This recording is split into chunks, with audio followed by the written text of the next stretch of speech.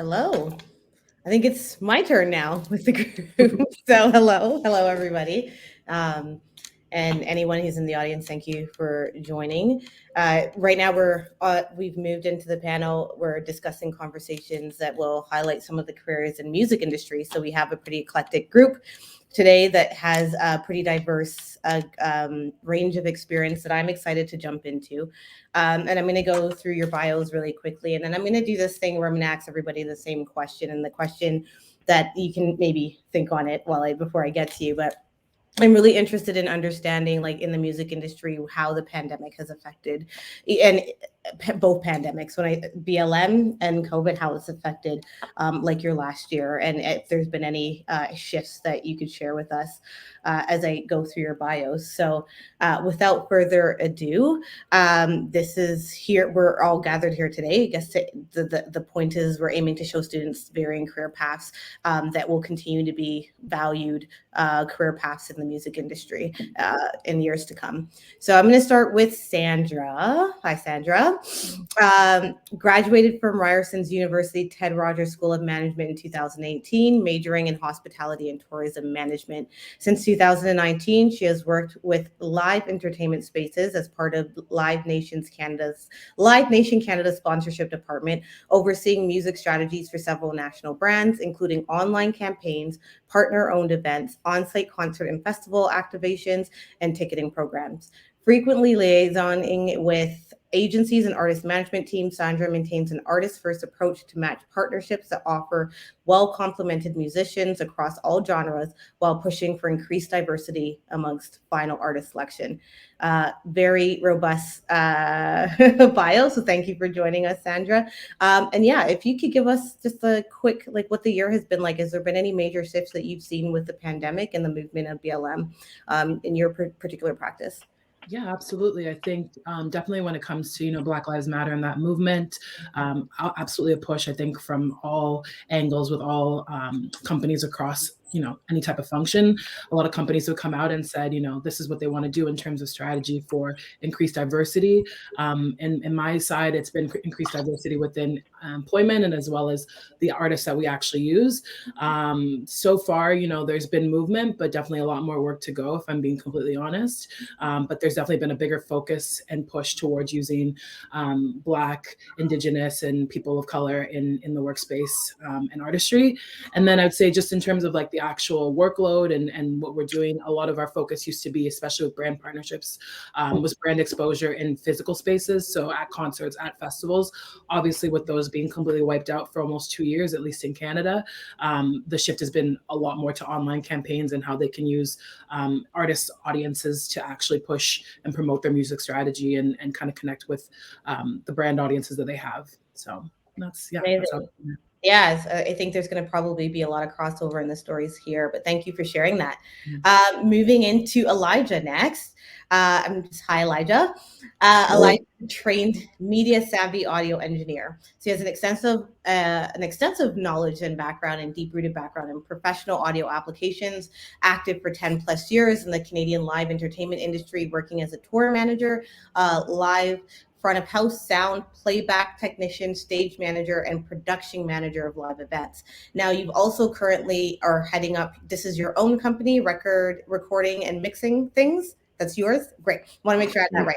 So currently heads up recording and mixing things, an online audio mixing and editing service where he operates an audio engineer and operates as an audio engineer and producer in music and broadcast.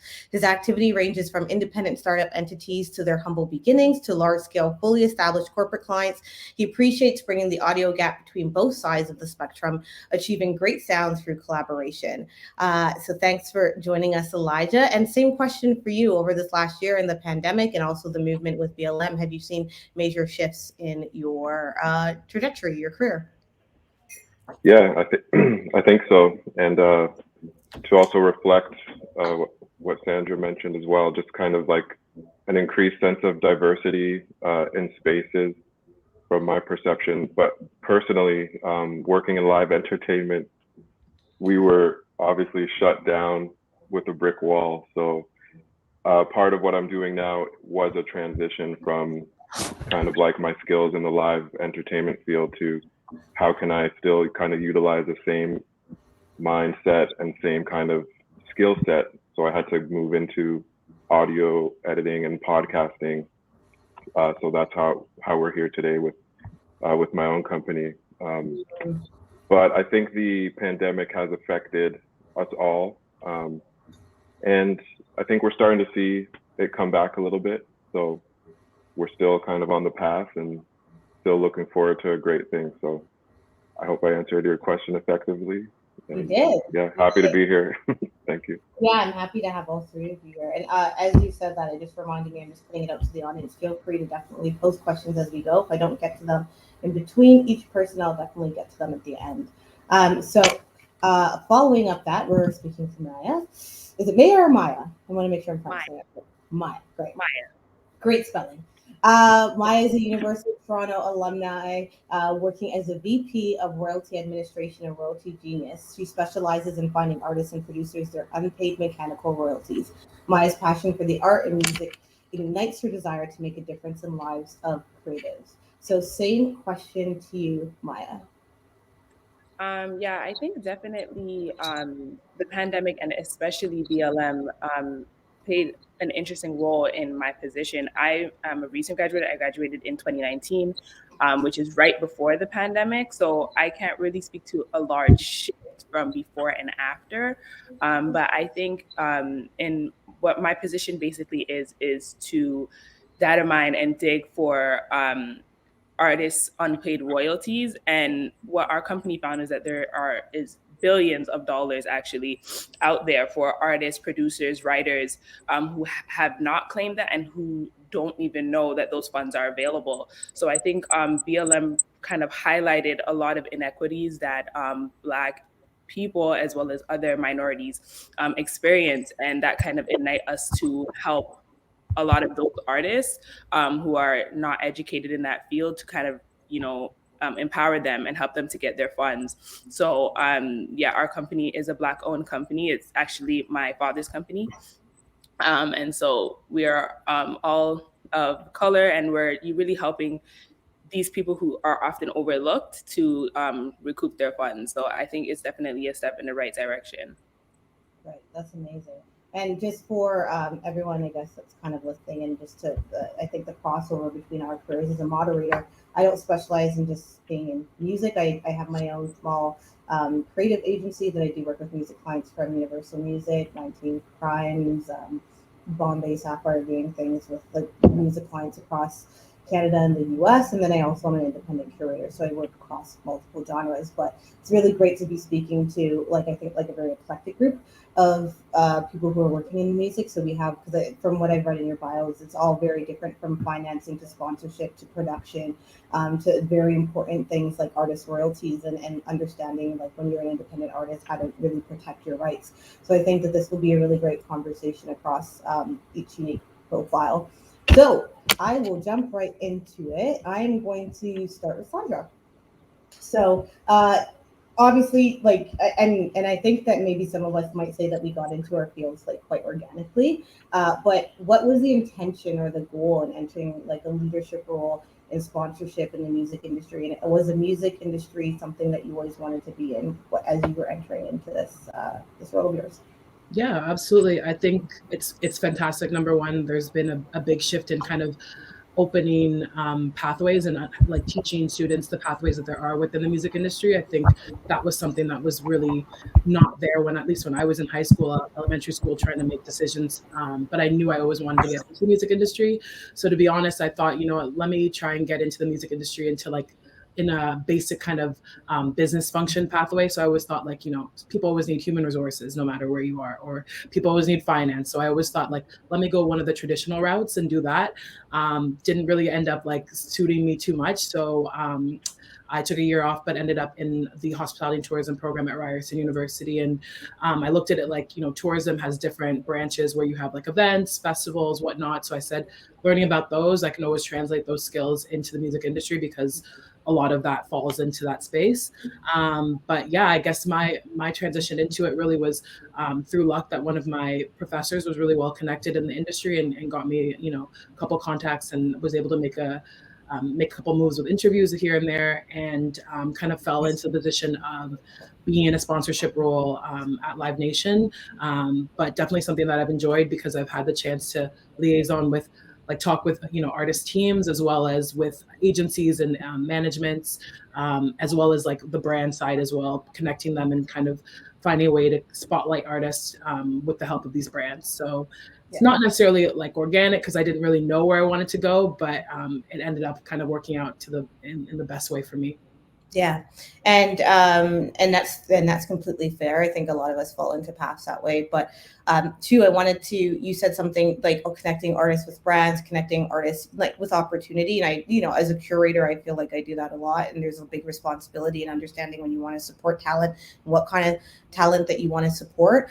So like the importance of sponsorship. Like I think it would be great for students to hear, like in terms of what you're doing and what you look for, and the importance of sponsorship, and why you feel that your role in actually like connecting artists with brands or creatives with opportunities for music is really important.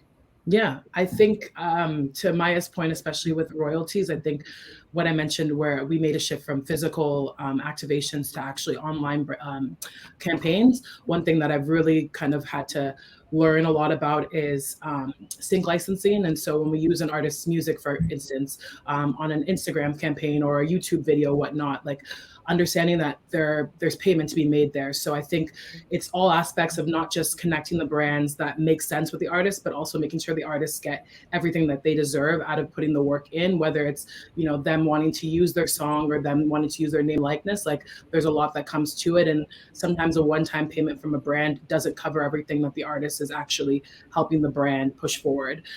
So I think like the importance of, especially when it comes to independent artists, like helping them make sure that they know, like, listen, you can negotiate here and there. Like this is not a final offer. You can say no to certain things that you might not want to have your name and likeness on. I think there's a lot of responsibility in making sure that it's not necessarily just the brand getting everything that they want out of it. It's a mutual kind of relationship where everybody benefits. And to be honest, I feel like the artist should benefit more than the brand, because in the long run, the brand has their reputation that they built up. Whereas sometimes when they're using artists that are starting out, like this might be their first big look in the public eye. And so we don't necessarily want to paint it as like them being the spokesperson for this one brand forever. It's like, let's showcase what they're good at, and let's make sure that they're getting everything they need to get out of it, and properly compensated for their time.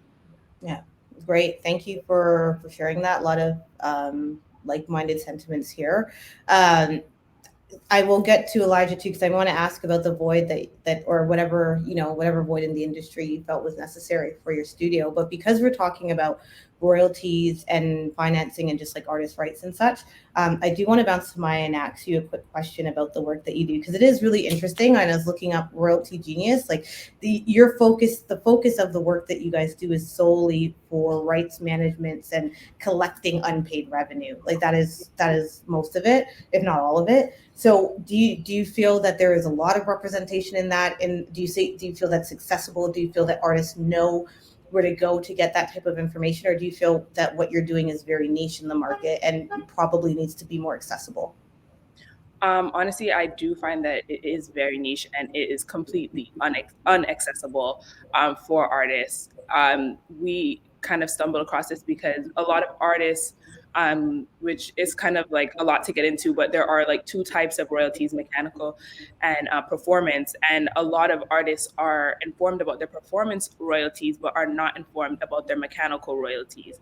And we actually found that there is a fund and a law, and to make it more simple, it's basically saying that if your royalties are out there, if your mechanical royalties are out there for a certain amount of time, I believe 15 years, and they're unclaimed, they actually are like donated to a larger fund and then split amongst the partners in that fund. So it's going in these people's pockets as opposed to the artists, and they're never told about them. Wow. So many artists, like even the biggest artists, any artist that you can name, we found unpaid royalties for them because the publishing companies are often not doing their jobs, especially for smaller artists who maybe are not making as much. And then people who are not in publishing deals have no idea how to get to these funds. So it's definitely like a gatekeep thing, and it wouldn't be in like the powers that be, it wouldn't be in their interest to inform the artists of that because they end up getting the money. So that was where we found the huge issue, and that's what we're attacking now. So what you mean to tell me is that an independent artist shouldn't feel bad because even Beyonce has unpaid royalties. 100%. Beyonce's sitting on the money. Drake, Jay-Z, one of them have unpaid royalties, and it's nothing that like you could say, oh, I didn't do my due diligence. That information is just not there for you. Right. Very, very resourceful information. Thank you for sharing that. And I'm sure there's a lot of takeaway for people listening. You said something that I thought was really interesting that I didn't know because it's not in your bio. This is a completely Black-led company? Yes. Or is Black owned? Completely Black. Yeah. I mean, all the employees are Black. So yeah. Can you speak to that a bit? Was that an important mandate to have in like carrying through, like, you know, you said it's your father's company. Was that something that was important in a family unit to keep going? Or was that just how it kind of worked out? I think that we intentionally try to hire the people that we know from our past or that they're just close to us that, you know, you realize need a shot. Like we all know the music industry is something that it's so hard to like get into. You always got to know someone or something like that. So, you know, when we're looking for positions, we always try to like, you know, reach out to someone we know, like, you know, we might reach out to you or someone else and be like, okay, do you know anyone that's good for this position? And it just so happened that, you know, everyone is recommending these people. And I mean, we're grateful that we're able to employ so many Black people into a field that's hard for us to get into. Yeah. And I have one more question because I'm just dying to ask this. Like last year, that Black Square, the Blackout Tuesday that everybody participated in. And I think a lot of people during BLM didn't know that actually came from, you know, two Black women in the industry who are actually speaking to the idea that this industry generates so much money through hip hop culture and Black culture. But where are you guys now when it's time to stand up for what's happening with Black folks? So you'll capitalize off of our money, but you won't necessarily support us during the times of hardship. Did you find that had a heavy impact for your practice, especially being you know, a Black-owned company who's dealing with artists' rights, who's dealing with sometimes being artists taken advantage of? Was there any insight that you offered during that time during BLM when that was happening from your side of things?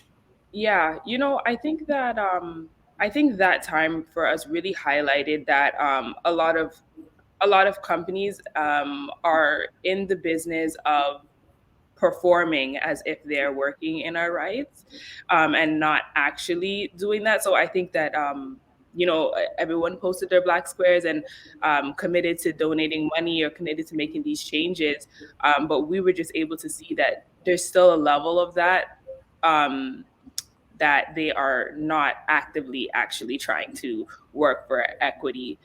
So I think that time was like very interesting, and like, you know, you just see the effort to appear that they're really working for people or really trying to make the change, especially for Black people. But I don't really think that a lot of companies were actually doing the work. So, I mean, we're definitely committed to doing the work. And so we kind of just focus on making sure we're doing everything that we can to cover up for the ways in which a lot of these big corporations are falling short. Yeah, makes a lot of sense. Great. Thank you for sharing.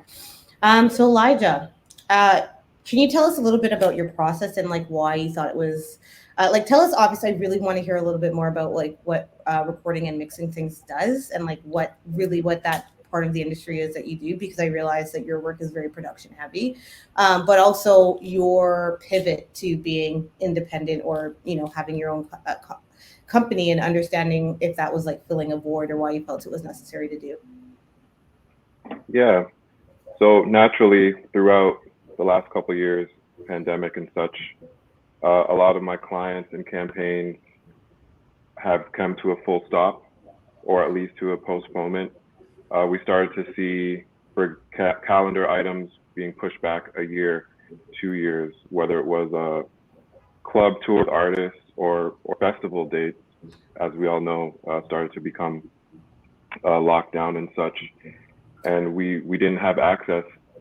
I literally took a band to the travel vaccine, and we all got shots, and we're ready to go to Africa for the first time.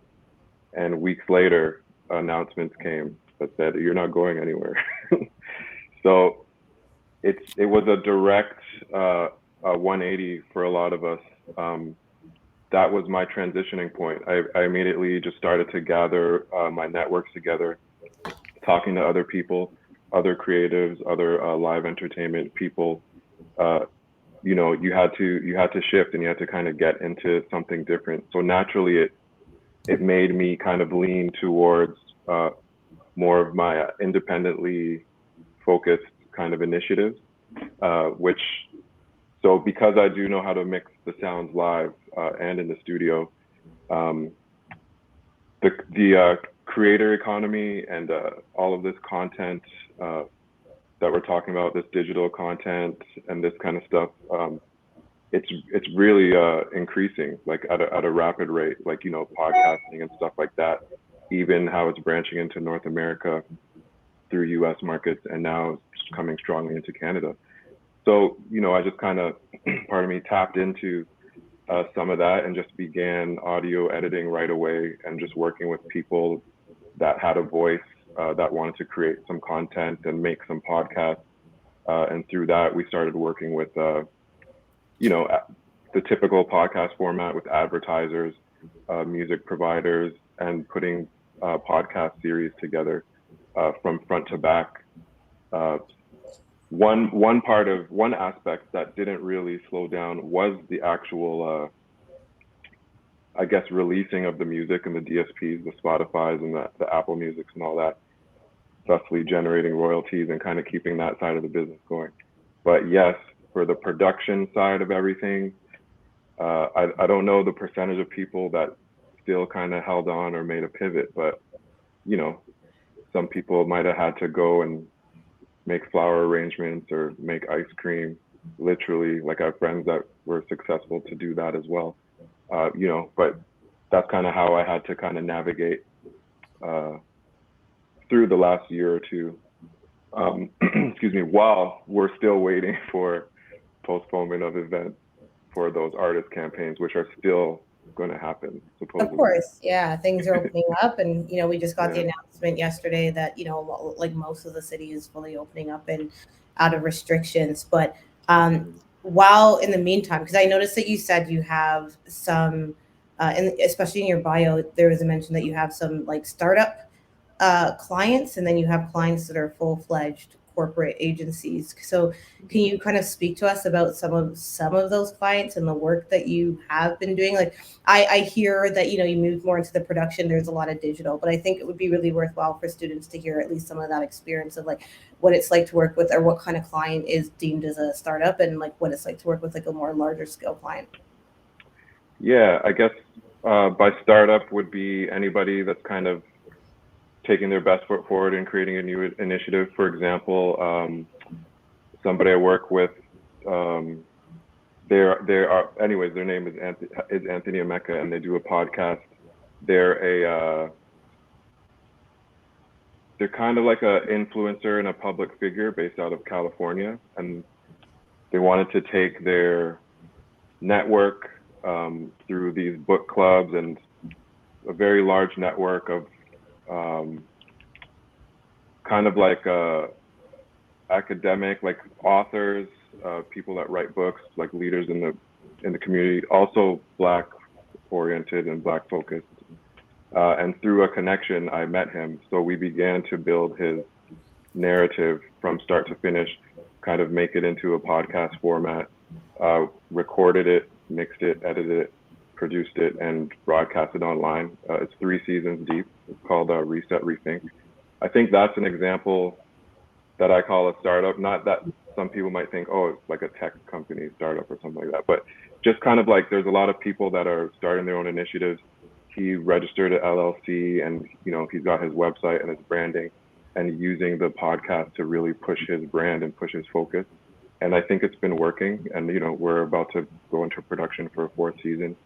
And then on the other side of the scale, for like kind of like a larger corporate entity, would be a thing called UX Radio that I got involved with, where I kind of came in halfway to transform their podcast to hopefully make it better. And what the UX is for user experience. So there are these 2 people that are like figureheads in the space of application development, user experience, and they used to work for major companies like Disney and such, and they kind of branched out to say, hey, there's not a voice in the community talking about the actual designers of the space and the groundwork that a lot of these people are putting in behind the scenes developing these kind of things. So what we did was we took a focus on that interview kind of narrative, and they kind of interview people that like do things for like Walmart, like I said, Disney, and like really big companies. So that's kind of more on the corporate side. And then I'll just throw in like clients like Sony Music Entertainment Canada, various digital and production aspects for them. So that's what I would define as the spectrum of those 2 things. Awesome. No, it makes a lot of sense. I think it's a lot more clear. I just wanted to make sure we were being clear for anybody who's on there. So I'm going to pivot. Thank you, Elijah. I'm going to pivot a little bit more into what I would consider maybe like impacts and financials and being able to support creatives again. And it's going to bring me back to Sandra. And it is a little bit closer to the conversation I was just having with you, but understanding that the last 2 years, really, we've seen like significant shift towards diversity placement, anti-racism, oppression across like big corporate workforces, and especially in the music industry.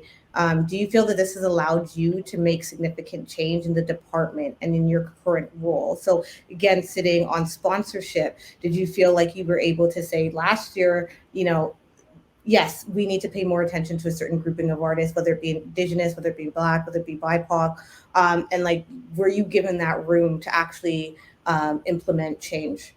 Yeah, I would say absolutely. I think one thing that's really, I mentioned it before, but us shifting from, physical sponsorship to more online, the one thing that we lost is that sponsorship wasn't able to go directly to artists in the sense of like actually supporting them on tour, let's say, or marketing campaigns for their albums, their song releases, whatnot. It was more so focused towards like more brand exposure for brands themselves by using different artists and from different backgrounds.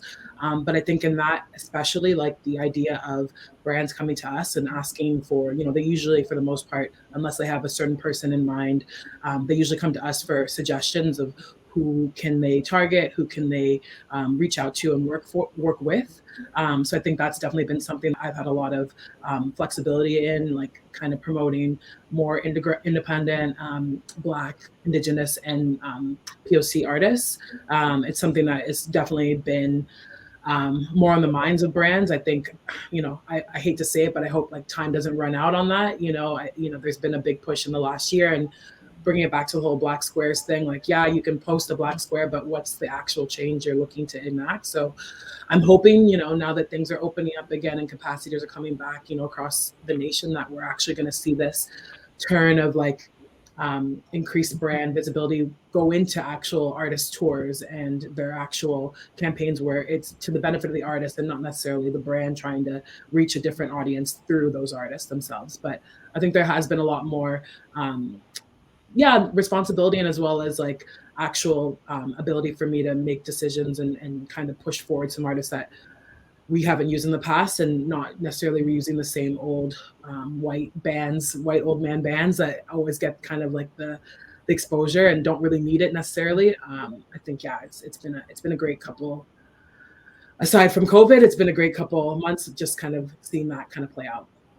Yeah, fair. Thank you for that. And I think you said something in there about responsibility too, and like responsibility in your decision making. And for any artists that might be tuning in, especially ones that are BIPOC, what are some of like the criteria? Like, what are it when you're saying you want to support, let's say, new talent, or just you had a chance to make some decisions and be responsible? What are some of those factors, the criteria? What are some of the things you look at that really make an artist or a group or talent stand out to you that you want to support them and want to put them on somebody's radar? Yeah, absolutely. So during COVID and the pandemic, a lot of the shifts have been to like online performances, virtual streams, even just like corporate events for employees virtually online. So it's been fantastic to be able to expose artists that are really great live performers that might not necessarily sell out, the big stadiums and arenas, but know they have the stage presence and actually want to put on a show. It's been awesome to do that, especially in Quebec. I would say like there's a lot of Black like hip hop R&B talent out there, and they can perform and it's been awesome to be able to put them in the spotlight for certain things, especially when companies want to make sure that their East Coast or like their French speaking employees are kind of included in this. But yeah, it's criteria wise, I would say like, especially because we've done a lot more in the virtual space and performing, like actually exposing artists that have that ability, aside from the ones that get the big pushes from the labels and whatnot that you know of and you've heard of.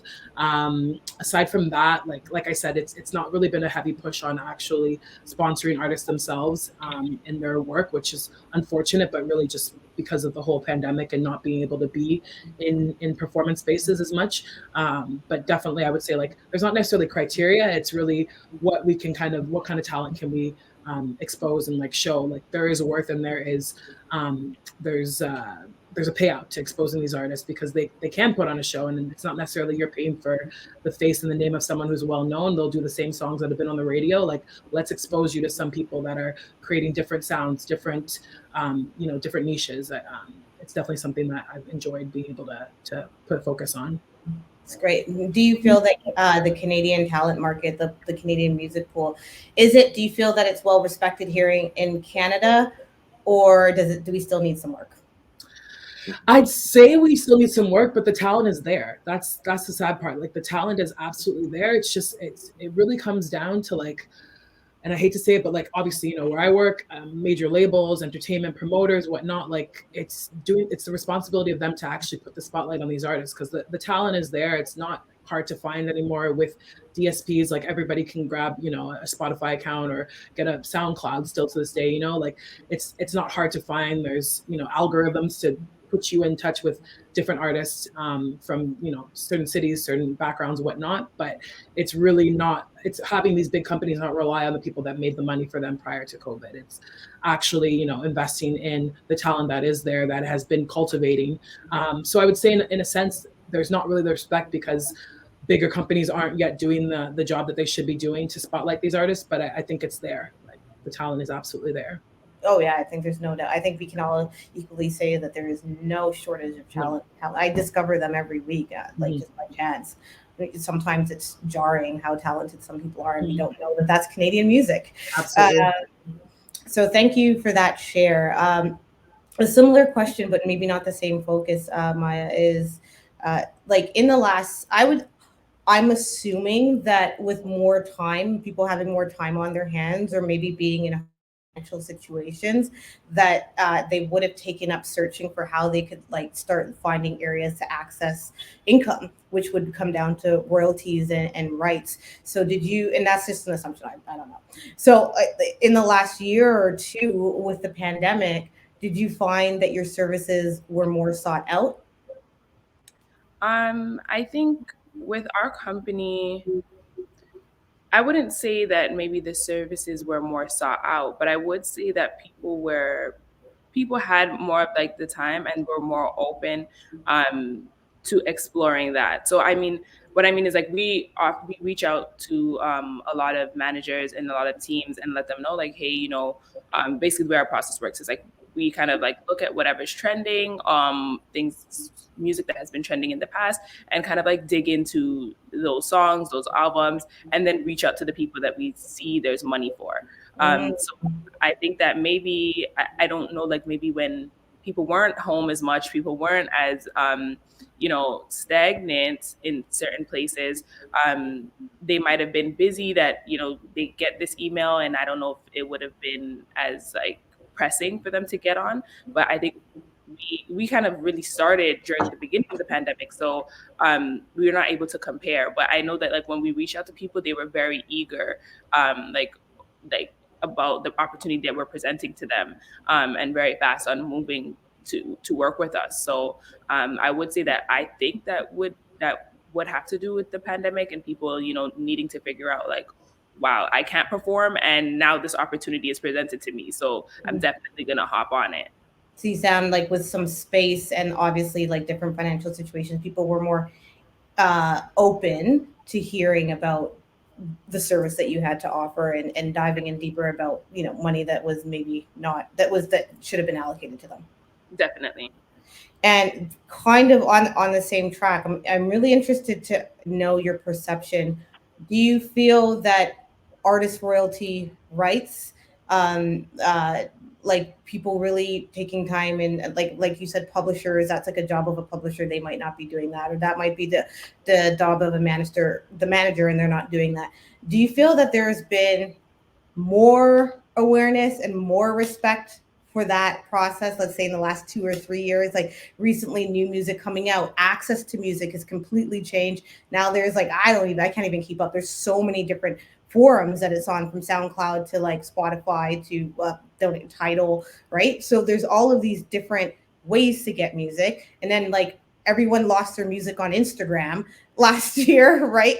Like, so something must have pushed that to happen. So the access has become greater. Do you think that the responsibility has also become greater, or has it declined? So with all of the access, do people feel like they're paying less attention to rights and like actually figuring out what's the right thing to do when you start a site or you sign a publishing deal?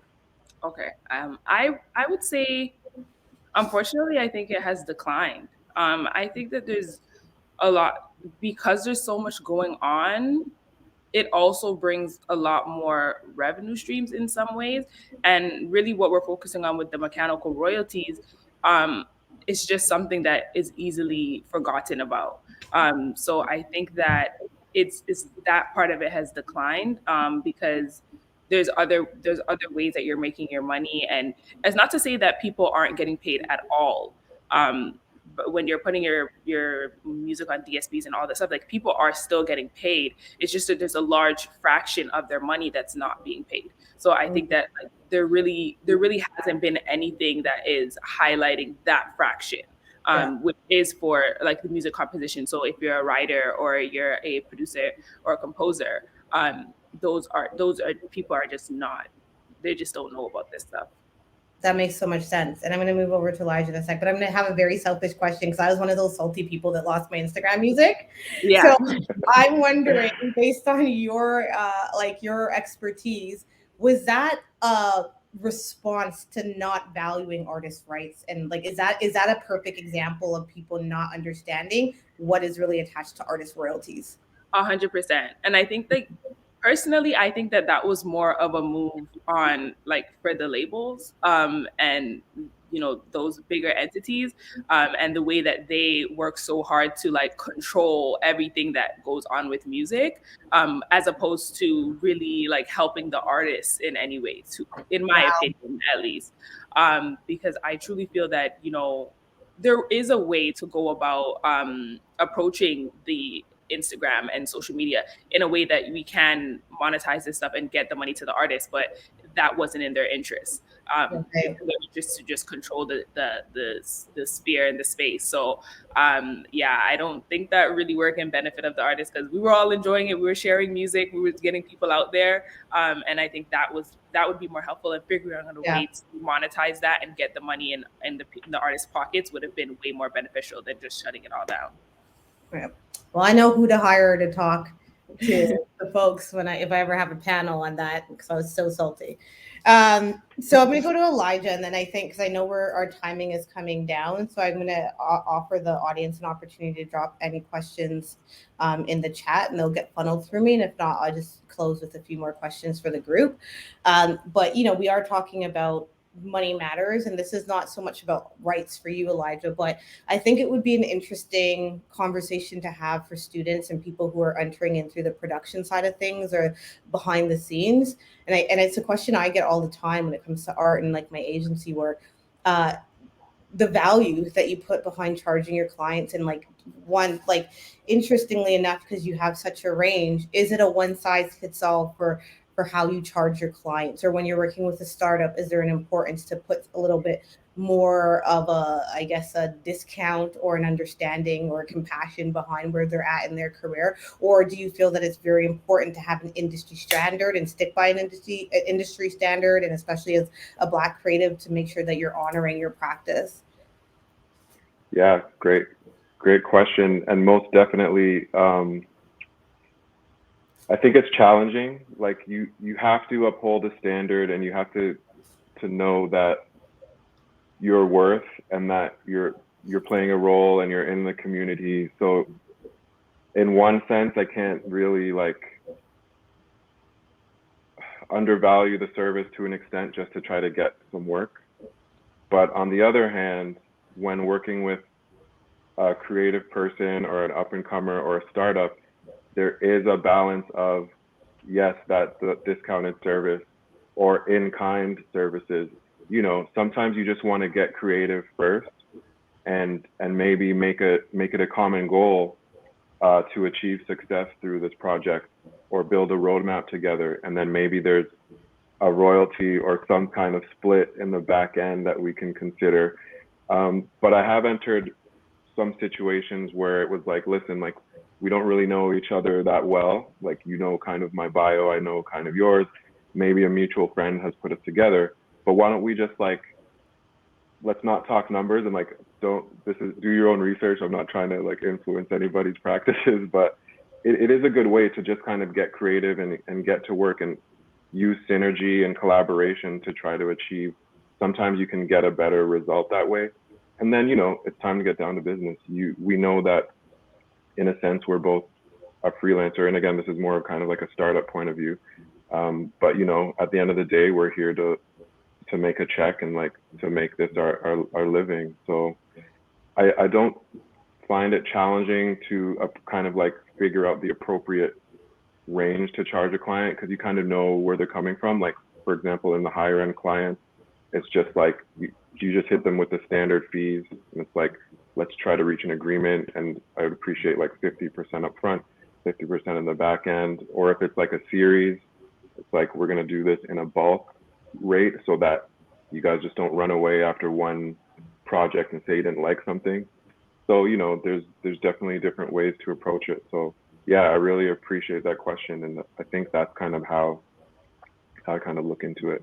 Right. And just so I'm going to be a little bit more clear, thank you for that sharing. You said the difference between hitting someone with rates, like a bulk rate, and then doing a fee. And when I compare that, my partner is a wedding photographer, and she charges hourly, and that's it. Everyone's package is hourly. And if she wants to give a discount, she'll take it off the end. It might be 20%. Where it's my client, sometimes it's a retainer, sometimes it's an hourly rate. Sometimes it's it's working within a fee for a certain amount of time. So I have about 4 or 5 different ways I can tackle billing a client through my agency. So which one is yours closer to? I think it would be really great for students to hear kind of how that process works. Yeah, I think it's closer to an hourly. It does break down to an hourly fee. So you kind of figure out what your rate is for that service, and everything you're charged does break down hourly. It just kind of sometimes, the nature of say major labels, for example, if we're doing a digital piece or mixing a piece of music, you might have to do a spec, what they call it, or do something pro bono just to kind of get your foot in the door to make sure the team and everybody likes what they hear before you proceed. But I think it does break down into kind of an hourly overall budget. Right. Thank you for sharing. I have a really great question, a closing question. But I noticed that there was a comment from the group, so I'm just going to send it back to you, Maya, about the Instagram thing. It seems like other people are interested in that. So the comment, I think you can read it too, is royalties. It would have had to been because Instagram wouldn't want to pay the licensing fee. Any commentary on there? Yeah, I read that comment, and I think that's also a very good perspective too. Like that's a very viable option. Like that maybe Instagram didn't want to pay, or maybe they didn't want to pay what they should have been paying. Like maybe they did want to pay, but it wasn't what the like what the artists deserve or what maybe the labels were demanding, and so they just took that off the table. So I think that yeah, and that in that case, of course, we could open up a conversation like for another time about people kind of devaluing artists and what they really deserve, and people not Right. being willing to pay what they deserve. So yeah, I mean, we're used to $15 for a plethora of music, and it's like, how does that break down? How does a stream break down to cents of a cent? Like, is that really right? Is it fair? So That's very, very true. And it sounds like back to the point that I was saying, is there a decline or an increase? And it still seems like we have, like, based on a lot of our conversations, even with Sandra, there's a long way to go in understanding artists' rights and value. And we're all, I think all four of us are in positions to help propel that forward and like make conscious decisions that help the value or that help for the value of the artist. So my closing question, I don't think there's any other questions from the audience. That's great. I love asking this question. So all of you have been in this your fields for quite a bit of time. If you could go back and tell your younger self, your baby self entering into the field and not having the experience that you do now, one piece of advice as you were getting into it, what would it now be?